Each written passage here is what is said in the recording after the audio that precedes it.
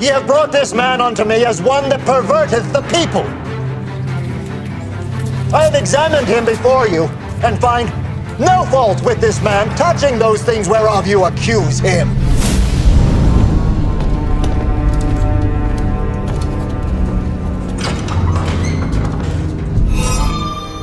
You are a king, then.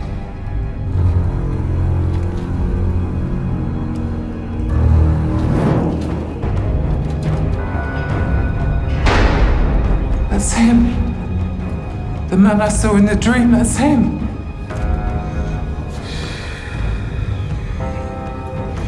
They want him executed. You can't. They say he could start a revolution. You mustn't.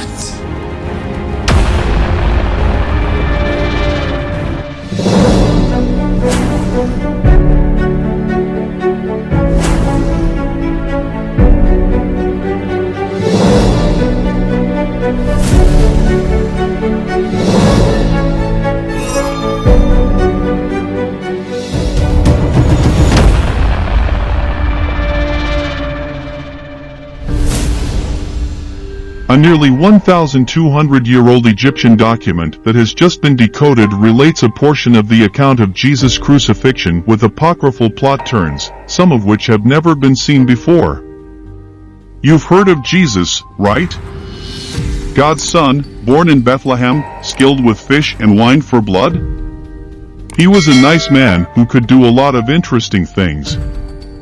One of the fascinating things he could do, according to this strange ancient Egyptian literature, was shapeshift.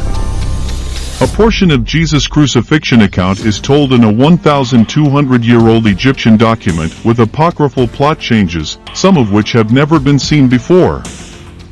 The ancient document, which was written in the Coptic language, describes Pontius Pilate, the magistrate who approved Jesus' crucifixion, having dinner with Jesus the night before he was crucified, and offering to offer his own son as a sacrifice in Jesus' stead.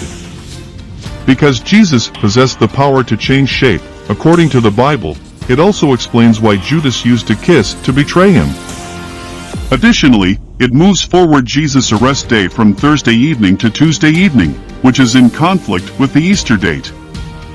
According to Relof van den Broek of Utrecht University in the Netherlands, who published the translation in the book Pseudo-Cyril of Jerusalem on the Life and the Passion of Christ, the text's discovery does not imply that these occurrences actually took place, but rather that some people who were present at the time seem to have believed in them.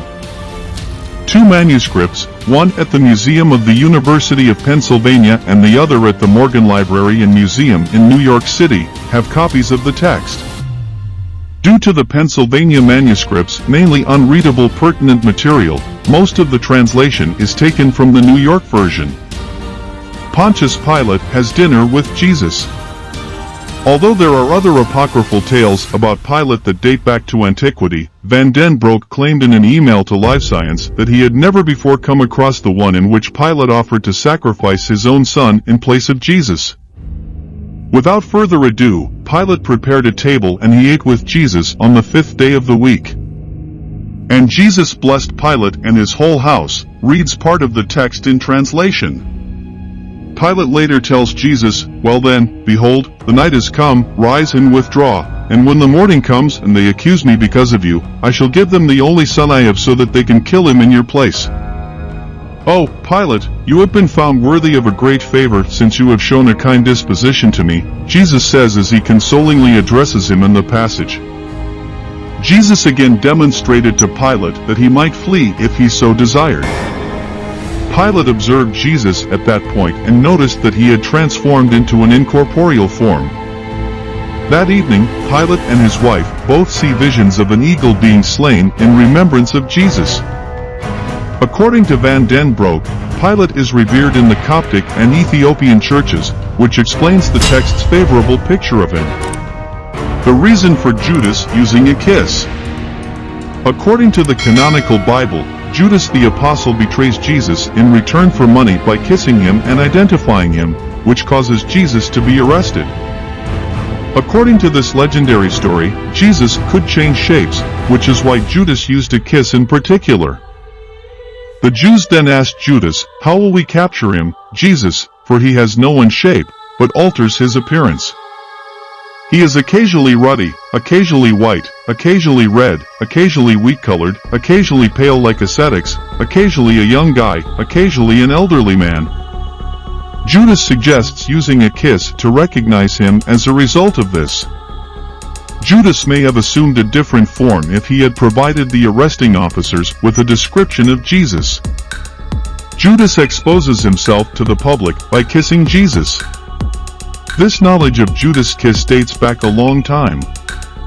According to Van den Broek, Origen, a theologian who flourished from AD 185 to 254, is where this account of Judas' kiss is first discovered. The ancient author Origen said in his work Contra Celsum that to those who saw him, Jesus, he did not seem alike to everyone. Arrest on Tuesday. Van den Broek expresses amazement that the date of Jesus' Last Supper, his time with the apostles, and his arrest were changed from Monday to Tuesday by the text's author. In reality, it appears that Jesus and Pontius Pilate were at the Last Supper in this narrative. He is brought before Caiaphas and Herod in the interim between his arrest and his meal with Pilate. The final supper and arrest of Jesus take place on Thursday night in the canonical scriptures, and modern Christians commemorate this event with Maundy Thursday ceremonies. It remains amazing that Pseudo-Cyril tells the account of Jesus' arrest on Tuesday night as if the canonical tale about his arrest on Thursday night, which was remembered each year in the services of Holy Week, did not exist. He also says the Bible was already canonical in Egypt by the 4th or 5th century, but apocryphal literature was still widely read among Egyptian Christians, particularly among monks.